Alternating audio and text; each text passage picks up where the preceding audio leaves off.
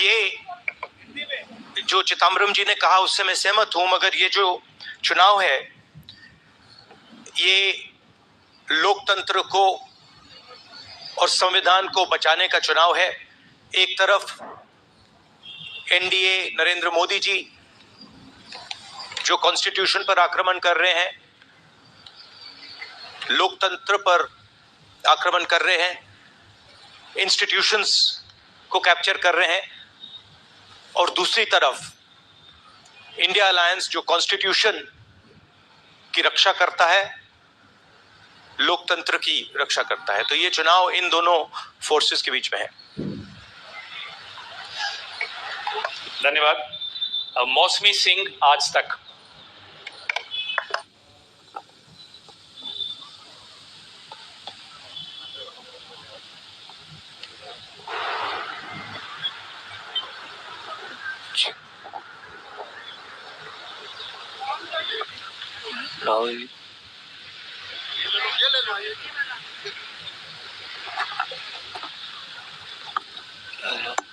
Hello, मेरा सवाल madam Sonia Gandhi से है। मैम, अगर आपसे सवाल,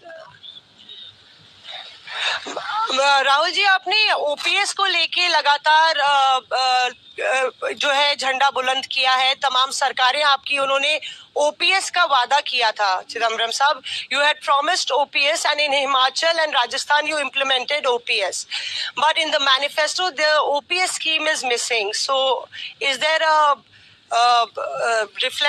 is there a introspection that it's not viable economically? Is it that?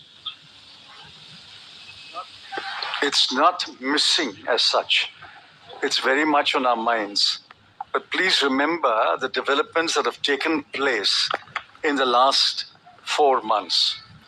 The government has appointed a committee headed by the Finance Secretary to review the NPS and the demand for OPS, and to find a way in which the objectives of OPS can be financed by a funded pension scheme.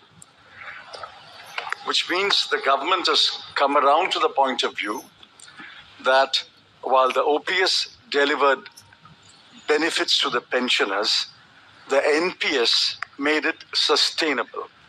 Now a committee has been appointed under the Finance Secretary, and unless we receive the report of that committee and review it, it would be premature to take a stand on the OPS-NPS controversy.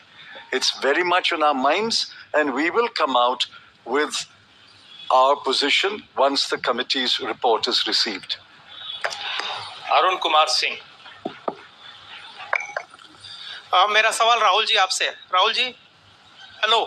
Rahul sir. Rahul ji, सीधे सीधे इधर, front. सवाल आपसे यह है कि 2014 में जैसे ही मोदी सरकार आई थी, आपने एक बयान दिया था और आपने ये कहा था कि देखते जाइए धीरे धीरे कॉन्स्टिट्यूशनल इंस्टीट्यूशंस जितने भी हैं देश पे, उस पे आरएसएस और बीजेपी का कब्जा हो जाएगा। अब आप ये कह रहे हैं कि हो चुका है और आप कह रहे हैं कि हम कानून भी लाएंगे। क्या आपको ऐसा नहीं लगता राहुल जी कि ये जब आप करेंगे तब बीजेपी आपके ऊपर ये आरोप लगाएगी कि चूंकि केसेस जो है या पूछताछ विपक्ष के नेताओं से ज्यादा हुई, इसलिए ये प्रतिक्रिया में लाया गया रेशनरी लॉज अमेंडमेंट होंगे?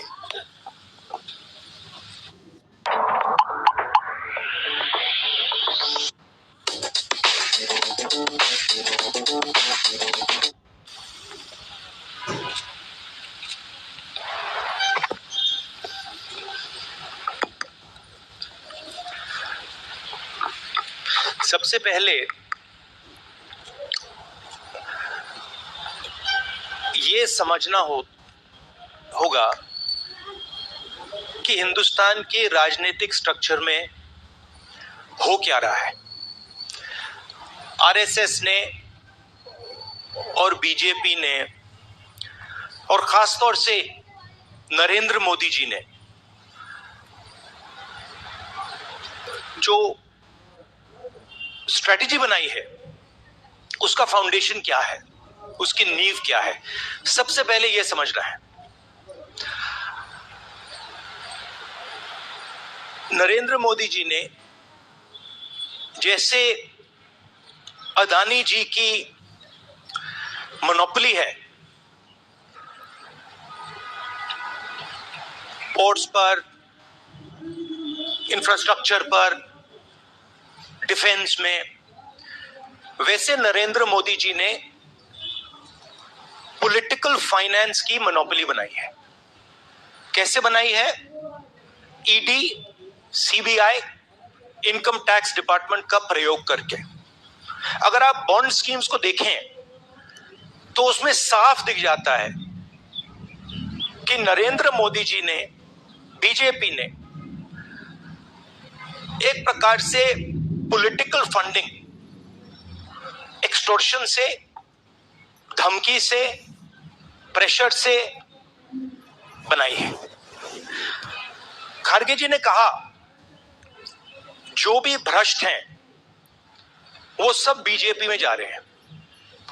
उसका कारण है क्योंकि नरेंद्र मोदी जी चाहते हैं कि पॉलिटिकल फाइनेंस की मोनोपोली उनके हाथों में हो।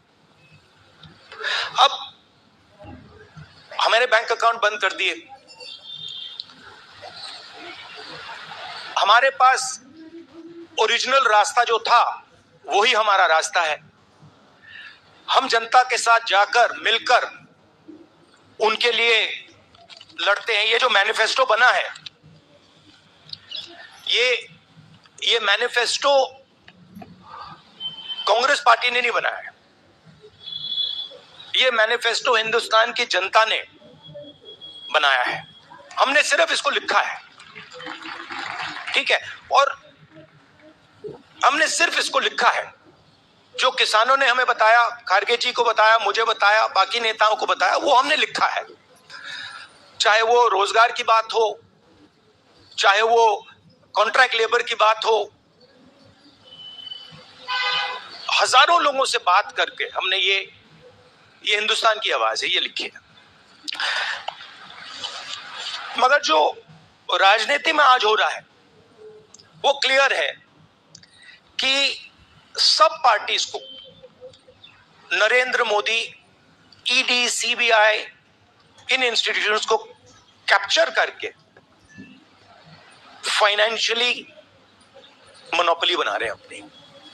और चुनाव के बाद रियलिटी है कि ये जो फाइनेंशियल मोनोपोली बड़ी इंटरेस्टिंग चीज है, क्योंकि सारा इंफॉर्मेशन, सारा का सारा इंफॉर्मेशन, किससे एक्सटॉर्शन किया है, किसको कॉन्ट्रैक्ट दिया है, कॉन्ट्रैक्ट देने के बाद उसने कितना पैसा दिया है, वो पूरी ब्लूप्रिंट, पूरी की पूरी ब्लूप्रिंट इलेक्टोरल बॉन्ड्स में लिखी हुई है।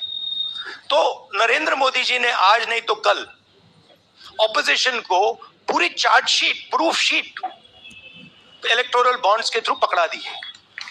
तो इसीलिए थोड़ा टेरर हो रहा है उनको, इसीलिए नंबर निकला है 400 पार।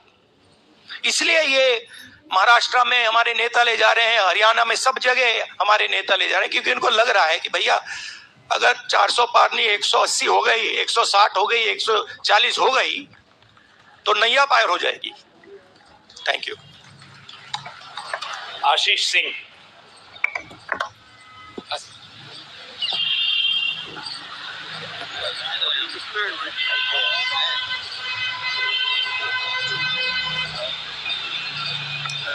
राहुल जी, लास्ट टाइम पिछले लोकसभा चुनाव में राहुल जी आपने मुझे याद है कहा था, you were convinced that time कि मोदी जी जा रहे हैं, मोदी जी का वक्त खत्म हो गया है।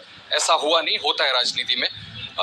इस दफा नरेंद्र मोदी को आप कितनी बड़ी राजनीतिक चुनौती मानते हैं सर 2024 के चुनाव? देखिए, 2019 में ये शुरू हुआ, आज ये एक तरह पीक पे पहुंच गया है।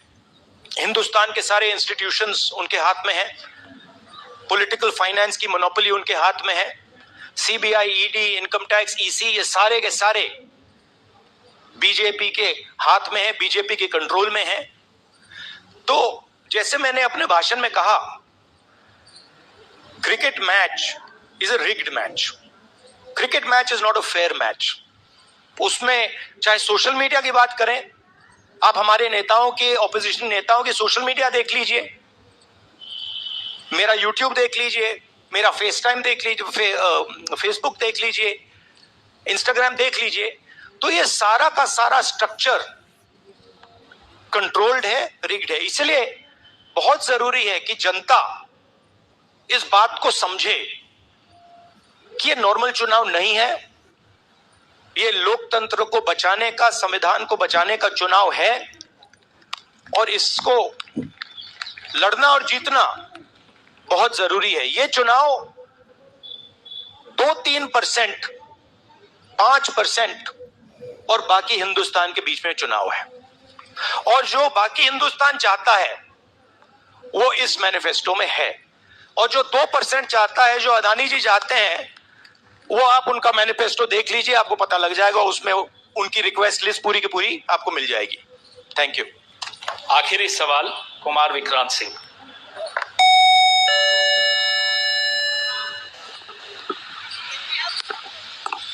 राहुल जी, 2009 में आपको भी याद होगा, उस वक्त मैनिफेस्टो में 2 तस्वीरें थी, मनमोहन सिंह जी की और सोनिया गांधी जी की। पूछा गया था पीएम कैंडिडेट कौन होगा, सोनिया जी ने अपनी तस्वीर छुपा ली थी। आज 2 तस्वीरें हैं, राहुल गांधी जी की और खड़गे जी की। कोई तस्वीर छुपाएंगे, कोई दिखाएंगे? नहीं, ये आप बड़े डिस्ट्रैक्शन वाले क्वेश्चन पूछते हो। देखिए, इंडिया गठबंधन में डिसीजन लिया गया है कि हम मिलकर एक साथ आइडियोलॉजिकल चुनाव लड़ रहे हैं। चुनाव जीतने के बाद लीडर कौन होगा, प्राइम मिनिस्टर कौन होगा, वो पूरा का पूरा जो कोलिशन है वो मिलकर डिसाइड करेगा। Thank you.